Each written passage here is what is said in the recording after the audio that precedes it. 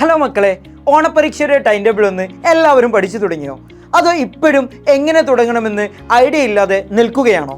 എന്നാൽ time table വെച്ച് നമുക്കുള്ള ടൈം ഇനി എങ്ങനെ പ്ലാൻ ചെയ്ത് യൂസ് ചെയ്യണമെന്ന് നോക്കിയാലോ?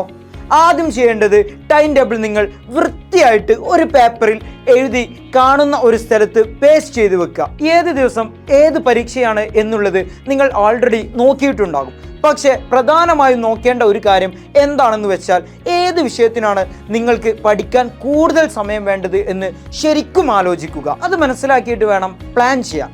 ചില ദിവസം നിങ്ങൾക്ക് രാവിലെയും ഉച്ചക്കും എക്സാം ഉണ്ടാവും, അതും തുടർച്ചയായിട്ടുള്ള ദിവസങ്ങളിലൊക്കെ.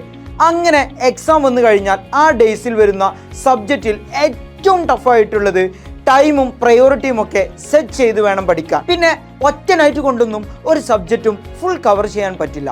അപ്പോൾ ഇനിയുള്ള സമയം സബ്ജക്റ്റ് അനുസരിച്ച് ഇപ്പോഴേ ഡിവൈഡ് ചെയ്ത് പഠിക്കണം.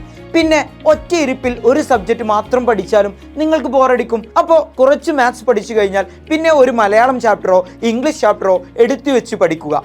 അങ്ങനെ സബ്ജക്റ്റ് മാറ്റി മാറ്റി പഠിക്കുക. എക്സാമിൻ്റെ ഇടയിൽ വരുന്ന വീക്കെൻഡ്സും നിങ്ങൾ ഇങ്ങനെ തന്നെ യൂസ് ചെയ്യണം. വീക്കെൻഡ് കഴിഞ്ഞു വരുന്ന എക്സാമിൽ ഏറ്റവും ഹെവി ആയിട്ടുള്ള സബ്ജക്റ്റിന് കൂടുതൽ ടൈം റിവൈസ് ചെയ്യാൻ വേണ്ടി മാറ്റിവെക്കുക. ഓരോ എക്സാമിനും തലേന്ന് പഠിക്കുന്ന പരിപാടി വേണ്ട. പ്ലാൻ ചെയ്താൽ നിങ്ങൾക്ക് എന്തായാലും അതിൻ്റെ ഗുണം കിട്ടും. അപ്പോൾ നാളെ കാണാം.